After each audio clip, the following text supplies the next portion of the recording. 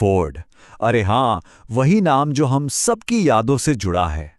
EcoSport, Endeavour, Figo, क्या गाड़ियां थीं जिन्होंने इंडियन सड़कों पर एक जमाने में राज किया था।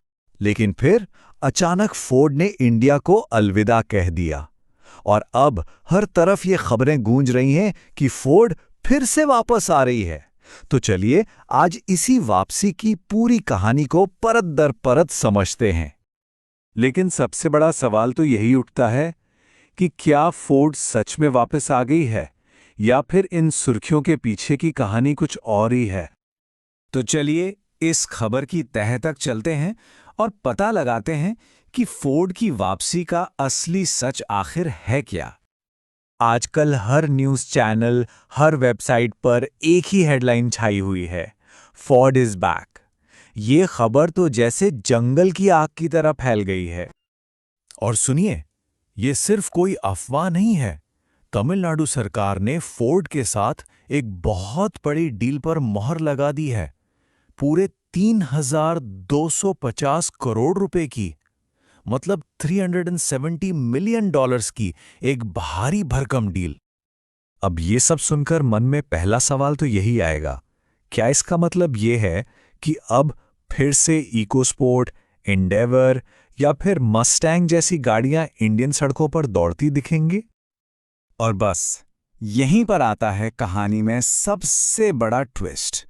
ये वापसी वैसी बिल्कुल नहीं है जैसी हम सब सोच रहे हैं।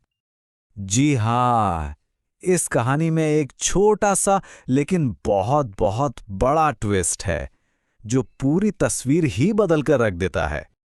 फोर्ड वापस तो आ रही है, लेकिन इस बार कार बेचने के लिए नहीं बल्कि इंजन बनाने के लिए। जी बिल्कुल सही सुना, सिर्फ इंजन।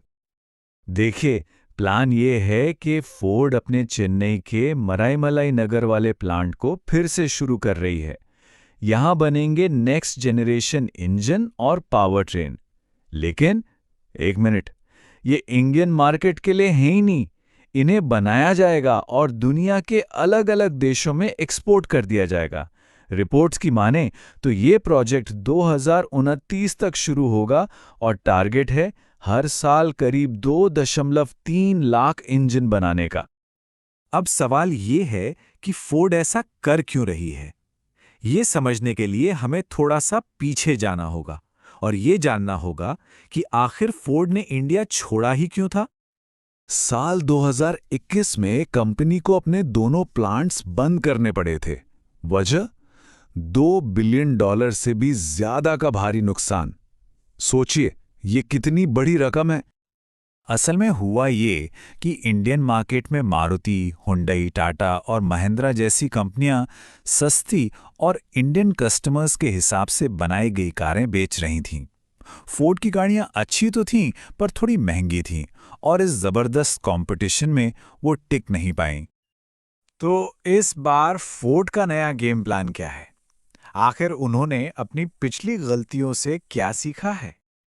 इस बार फोर्ड की स्ट्रैटेजी बिल्कुल साफ है, make in India, sell to the world.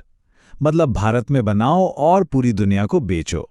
वो इंडिया को एक ग्लोबल मैन्युफैक्चरिंग हब के तौर पर देख रहे हैं और इंडिया इसके लिए एक परफेक्ट जगह है। क्यों?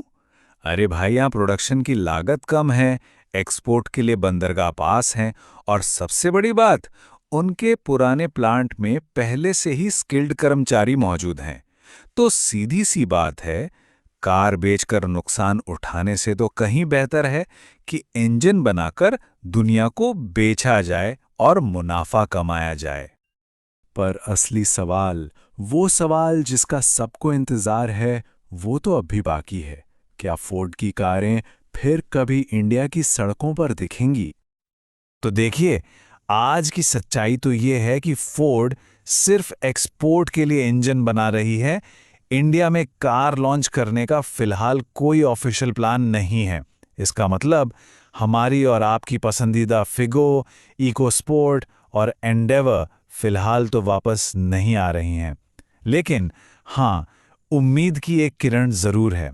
हो सकता है कि फ्यूचर में फोर्ड प्रीमियम गाड़ियों के साथ दोबारा एंट्री करे और तब हमें मस्टैंग मार्क ई या रेंजर पिकअप जैसी शानदार गाड़ियां इंडियन सड़कों पर देखने को मिले।